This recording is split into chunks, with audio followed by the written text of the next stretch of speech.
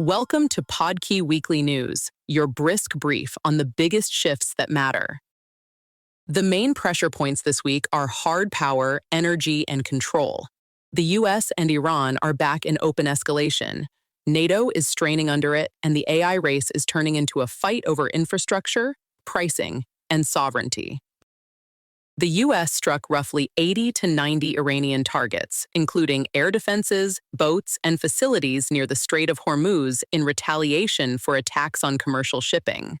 That makes this the heaviest US campaign against Iran since the 2020 ceasefire, and President Trump has now said that ceasefire is over, revoked an oil sales waiver, and threatened 20-for-1 retaliation if Iran hits again.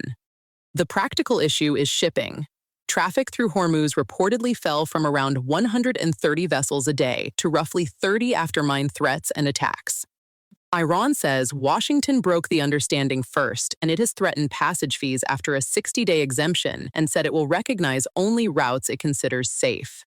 If that posture holds, this stops being a short military flare-up and becomes a prolonged maritime choke point with direct effects on oil, insurance, freight, and inflation. Oil was already tight enough that any disruption in Hormuz mattered immediately, and this one did. Brent and other benchmarks moved higher as the shipping risk worsened. OPEC Plus has announced modest output increases, and tracked shipments rose sharply from May to June, but analysts still warn global inventories are historically low and could take well over a year to rebuild. That is why central banks and the IMF are watching this so closely. If energy prices stay elevated, rate cut hopes get weaker and inflation pressure returns through fuel, transport, and everything downstream.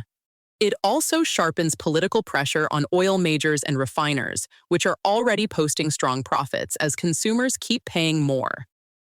At the Ankara NATO summit, leaders showed public unity, but the alliance is under real strain from Trump's anti-Ali rhetoric, troop withdrawal threats, and fresh pressure for much higher European defense spending. Targets discussed publicly ran as high as 5% of GDP by 2035, and Europe is moving toward expensive long-range weapons projects, partly because US stockpiles of key munitions are depleted. For Ukraine, the urgent problem is simpler and harsher. Its interceptor shortage is now so severe that one reported Russian attack involving 23 ballistic missiles produced 0 interceptions. The US is signaling it could license Patriot PAC-3 production to Ukraine or European partners, but that is a medium-term fix. It does not solve the immediate battlefield shortage. Russia is also leaning more on direct ballistic strikes on Kyiv, which cuts warning time and raises civilian risk, while Ukraine is intensifying attacks on Crimea and Russian energy infrastructure to create logistical and political pressure. Separate from the battlefield, investigations have documented nearly 195 detention sites across Russia and occupied territories, with at least 16,000 civilians detained or disappeared.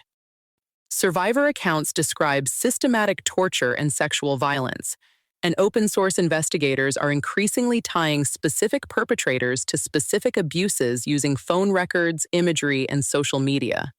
That matters because accountability is no longer waiting only on state archives or confessions. The evidence trail is getting more granular and harder to erase. In AI, the market is splitting into two fights at once: who owns the stack and who can afford to underprice everyone else long enough to win.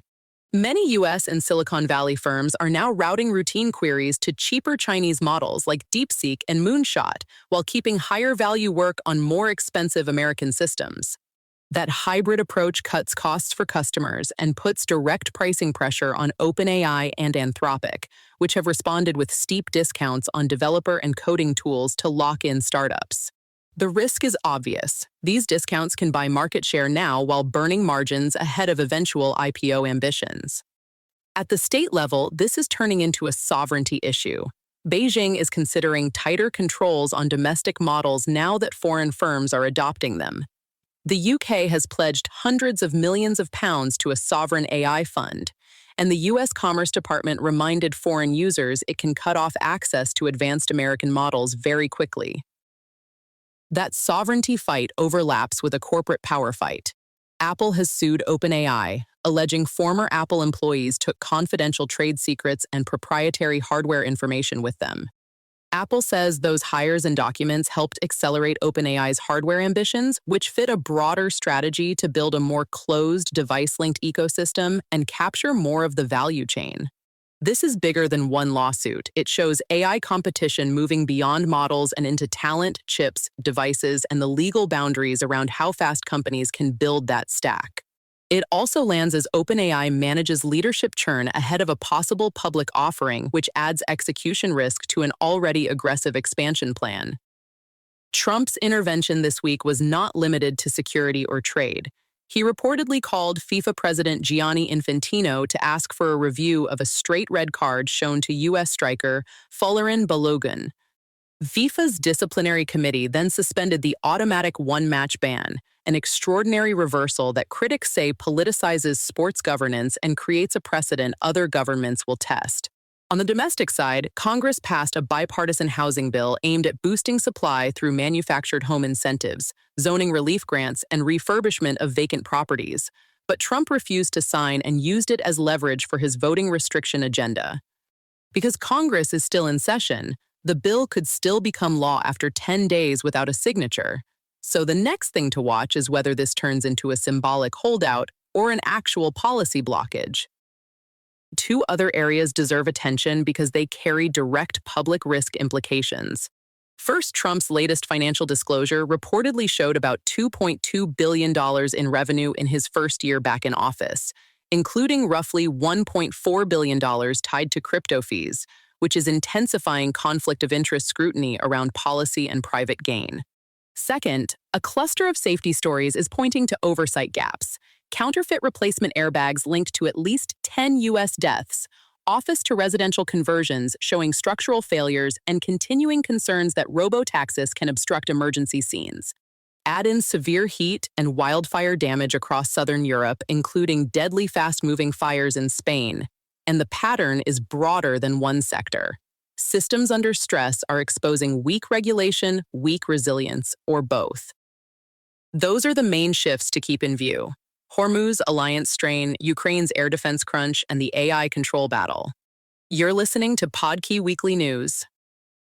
This episode was generated by Podkey. Create your own at podkey.fm.